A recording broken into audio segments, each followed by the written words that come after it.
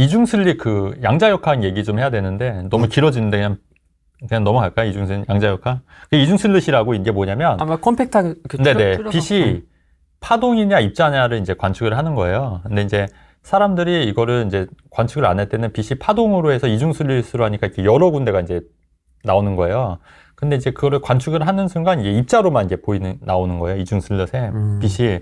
그래서 사람들이 보는 게 그래서 양자역학이 재밌는 게 빛은 파동이면서도 입자라는 게 결론인 거예요. 그러니까 중첩이 된다는 거죠. 그러니까 파동이면서 입자. 그래서 이 빛이 근데 우리가 관측을 할 때는 그게 입자로 정해진다는 거예요. 굉장히 신기하면서도 놀라운 얘기잖아요. 우리가 바라보는 대로 세상이 흘러가는 게 과학적으로도 맞을 수 있다는 얘기인 거고 우리가 또 한편으로는 이렇게 이해를 하면 될 것 같아요. 제가 만약에 이런 거죠. 그러니까 김성호 회장님도 똑같은 얘기를 하셨는데 내가 주방장이라고 생각하면은 주방장밖에 못 하는 거예요. 근데 내가 사장이라고 생각하면은 그 사장의 눈높이에서 생각을 하고 머리를 굴리기 때문에 사장의 일을 할 수 있다는 거예요. 근데 내가 그냥 사장이 아니라 한 업체 사장이 아니라 이 프랜차이즈 사장의 관점으로 보면은 이게 프랜차이즈 관점을 보인다는 거예요. 믿는 대로. 근데 나는 주방장이 크면 이게 프랜차이즈까지 갈 생각이 없는 거지 않습니까? 근데 내가 프랜차이즈 사장의 마인드로 갖고 있으면 주방장도 충분히 프랜차이즈 사장이 될 수 있다는 게 그런 말씀하시더라고요. 근데 저는 정말 그 말에 공감하거든요. 그러니까 저도 지금 부동산 전문가이기도 하지만 개인적으로 사업도 하고 있고 하지만 저도 나름 큰 사업체를 한번 운영해보고 싶다는 또 생각이 드는 거예요. 할 수도 있을 것 같고 그래서 그런 큰 사업체를 과연 내가 할 수 있을까? 내 역량이 과연 될까? 저도 계속 검증을 하고 있다는 거예요. 그걸 어떻게 책을 통해서도 지금 공부를 하고 있고 영상을 통해서도 보고 있고 생각을 통해서도 계속 지금 생각을 하고 있단 말이에요. 그러니까 근데 과연 이게 가능할까? 내가 할 수 있을까? 근데 예전에 저 부동산 투자도 똑같았거든요. 부동산 투자할 때 처음 투자할 때만 해도 내가 과연 부동산 투자를 할 수 있을까? 목동에 있는 타워팰리스래 하이페리온 같은 아파트에서 살 수 있을까? 그런 생각을 했었거든요. 긴가민가 하면서도 걸어갔더니 그게 되더라는 거죠. 하지만 저는 할 수 있을 거라는 생각을 갖고 믿었거든요. 그러니까 그 믿는 대로 세상이 바뀐다는 거죠. 근데 내가 애당초 나는 못해 이러면 애당초 그 세계는 열릴 수가 없다는 거예요. 왜냐면 내가 마음을 안 먹었고 그 세계로 안 가려고 하니까. 내가 평생 주방장으로만 노력하려고 하는 마음이 있으면은 굳이 내가 사장의 마인드를 알 필요가 없고 프랜차이즈 경영자의 마음을 알 필요가 없는 거지 않습니까? 그 길로 갈 이유가 없는 거예요. 그렇기 때문에 사람이 생각하고 믿는 대로 바뀔 수 있다는 게 저는 맞는 말인 것 같다는 얘기예요. 네. 지금도 이제 새로운 사업 쪽을 계속 공부하면서 문을 두드리고 있지만은 네. 그 당시에 부동산을 할 때 그렇게 나는 될 거야. 네. 그쪽으로 할 거야 하는 그런 믿게 만드는 힘이 뭐셨어요? 긍정적인 마음이죠. 긍정적인 마음. 네.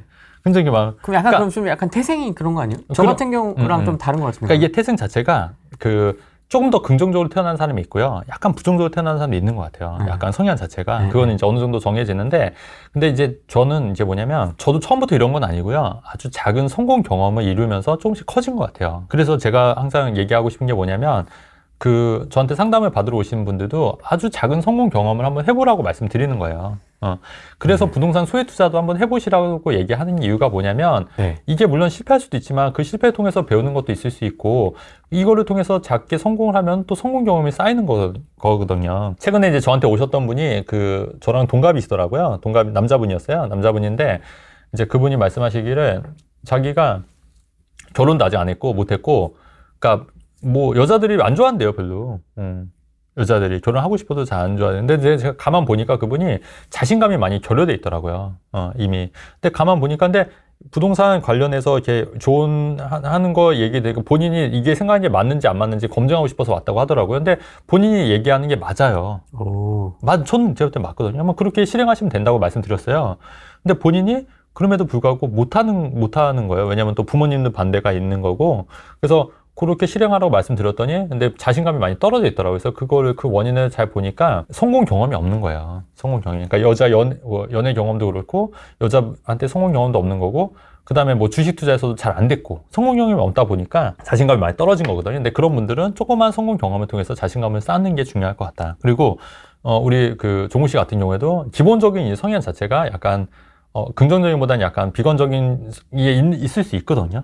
그러면 나름의 그래도 그거 성향을 좀 바꾸려고 노력을 조금씩 해야 될 필요는 있는 것 같아요. 조금씩. 그러니까 그거를 처음부터 전 재산을 들여서 투자하라 이런 얘기 아니라 작게.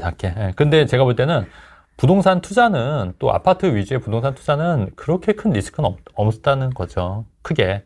우리 돌이켜보면 해서 그런 거를 잘 생각을 해보면 좀 그렇게 한번 해보는 것도 나쁘지 않을 것 같다. 제 인생을 좀 시니컬하게 보죠. 네. 생긴 맞아요. 것과 다르게 굉장히 냉소적으로 보기 때문에 세상을. 네. 그런 것도 있고 또 그동안 과거 경험이 뭐랄까 좀 약간 안 좋은 경험들이 많이 있었잖아요. 그렇죠. 그런 것도 있었고. 인생은 설국열차지. 결국엔 다 뒤짐. 난 꼬리칸.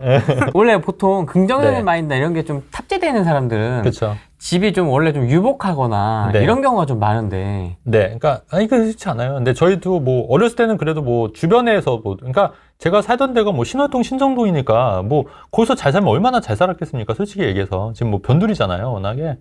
뭐 서울 신월동 신정동은 거의 변두리예요. 뭐 저는 잘 목동 옆에 있는데요. 그때 당시에는 뭐 어땠어요? 네, 목동 옆에 있는데. 모르니까. 네. 그냥 서울에는 변두리에서 뭐 그 나름에서 그냥 먹고 살만 했던 건데 저희도 이제 IMF 때 한번 망하고 쫄딱 망해서 그 수학여행 갈 돈이 없어서 그 뭐 어머니 폐물을 팔러 금은방에 갈 정도로 굉장히 안 좋았던 시기도 겪었던 거잖아요. 근데 그런 경험을 토대로 이제 돈을 벌어야겠다는 생각을 했던 거고. 예. 근데 이제 어느 정도 어렸을 때부터 저도 약간 좀 긍정적이고 제가 좀 역경지수가 좀 높은 게 뭐냐면 보기에는 되게 좀 유리멘탈일 것 같고 연약해 보이잖아요.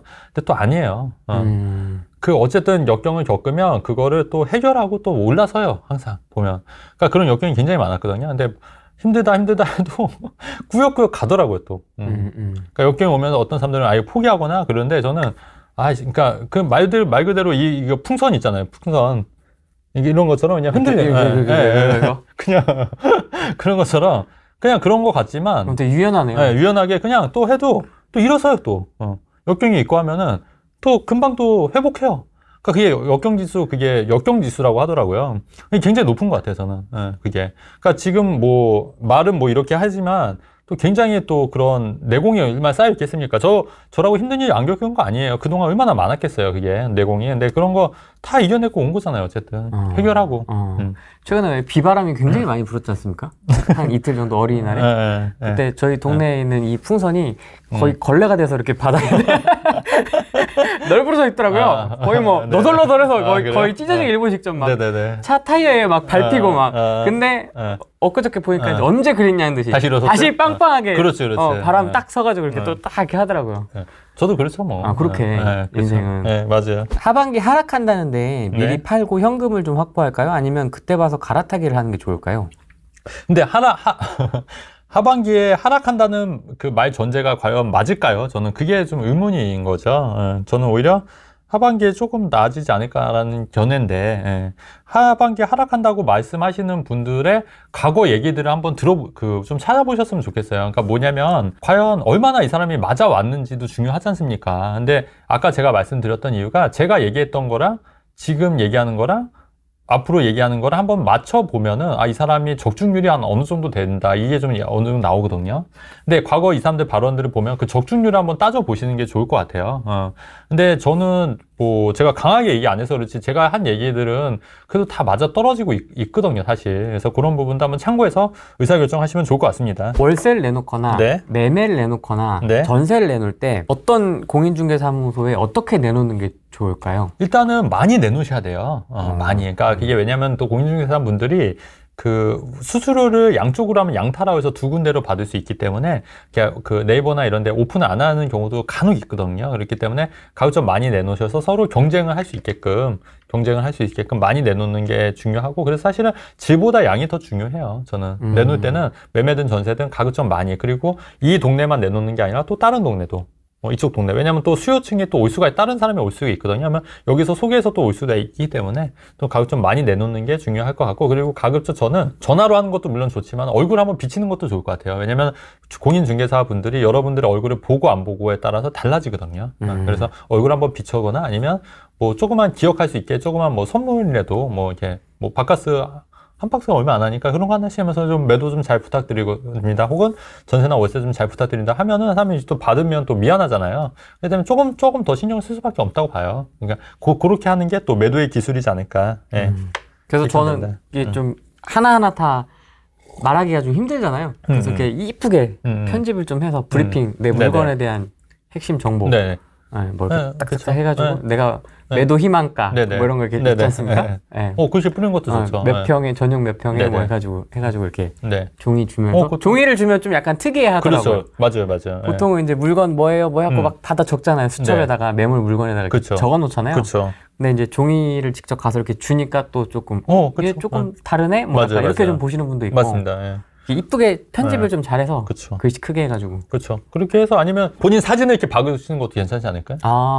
그러면 딱 이게 딱 각인될 수 있게 본인 사진 잘 나온 사진에서 뭐 붙이는 것도 괜찮을 것 같은데 왜냐면 또 사람 보고 또 본인 외모가 좀 자신 있다고 하면은 한번 이렇게 사진하는 것도 아이디어 주면서 말씀드리는 겁니다. 급하게 빼시하면 운동된 부동산 다 뿌리신 게 맞으실 듯해요. 전 백곡도 연락해봤습니다. 네. 몇 군데 정도 내나요? 많이의 기준이. 근데 사실 아니 많으면 많을수록 좋은데 100군데 저도 한 서너 군데 네다섯 군데밖에 안 내놓는데도 연락이 오거든요. 사실 저는. 그건 좋은 물건이라 그런 거 아닙니까? 그러니까 가장 좋은 거는 사실은 굳이 안 내놔도 찾아오는 매물을 사는 게 맞다. 가장 좋은 거. 너무 어려운데요? 네, 근데 이제 그럼에도 불구하고 그러니까 그게 좋은 입지가 그러니까 저평가돼 있지만 입지가 나쁘지 않은 가능성 있는 신축 단지로 하면은 괜찮다는 거예요. 왜냐면 신축이 또 전월세 금방 들어오거든요. 그러니까 그렇게 되고 사실 저도 뭐 이렇게 많이 안 내놔요. 몇 군데만 내놓고 좀 기다리는 스타일이어서 또 여유도 좀 되니까 그래서 그런 것도 좀 달라지고 그다음에 가장 중요한 거는 애당초 그렇게 급하게 내놓을 정도로 자산 재무 계획을 짠 게 잘못한 거예요. 네 잘못이다. 투자라는 거는 항상 여유 있게 하셔야 된다는 얘기예요. 그러니까 막 급하게 막 전세 그렇게 투자를 했다는 것 자체가 자금 계획을 잘못 운영하고 계시다는 얘기예요, 제 말은. 그러니까 그렇게 하는 것보다는 좀 전세가 안 나고 월세가 안 나고도 좀 버틸 수 있을 정도로 투자 계획을 짜고 하시는 게 맞다는 거죠. 사실 우리가 이기는 싸움을 해야 되지 않습니까? 이기는 싸움을 하려면 제가 말씀드리는 게 그냥 힘 없이 하자는 얘기예요. 힘 없이 하려면 그렇게 자금 계획이나 이런 것도 그렇게 여유 있게 하시는 게 맞지 않겠냐. 이렇게 막 임박하게 막 촉박하게 하는 거 하면은 굉장히 몸도 힘들어지고 마음도 힘들어지고 그럼 에너지도 많이 쓰기 때문에 건강도 잃을 수 있다는 얘기예요. 요즘에는 네이버에 다 등록이 돼 있지 않습니까? 중개사무소가. 네네. 대표님도 검색하면 나오고요. 근데 네네. 그 지역 로컬 부동산 중에 네이버에 등록이 안 된 데가 있을 수도 있잖아요. 그런데 매물 내놔도 돼요? 괜찮아요? 그건 상관없죠. 그건 상관없죠. 왜냐면 또 아는 사람, 왜냐면 부동산 했는데 또 물건이 나쁘지 않고 괜찮으면 또 아는 사람도 할 수 있잖아요. 부동산 지인, 원래 알고 있던 사람한테. 네이버에 등록이 연결해서. 안 됐다고 해서 비정상 중개사무소는 아니, 그런 건 아니에요. 그런 건 아니죠? 그런 건 아닙니다. 그러니까 우리가 등록번호를 또 공인중개사 협회에서 검색을 할 수가 있거든요. 그래서 그런 거 보시면 되고, 웬만한 간판 있고 하는 데 있지 않습니까? 그런 데는 다 운영이 되고, 만약에 문제가 있으면 이미 폐쇄를 해야 되는 거예요, 법적으로. 네, 휴업이나. 또 막 전세 사기 때문에 요새 막 하도 말들이 많으니까. 그래서 이제 그분들이 뭐 소속 이제 공인중개사로만 이제 하려고 한다, 뭐 이런 기사도 있더라고요, 최근에. 근데 꼭 굳이 그럴 필요 없고, 중개실장님도 매물 안내까지는 할 수 있고, 다만 이제 계약은 이제 공인중개사가 해야 되는 거예요. 그래서 그런 부분은 이제 참고해서 보시면 좋을 것 같습니다.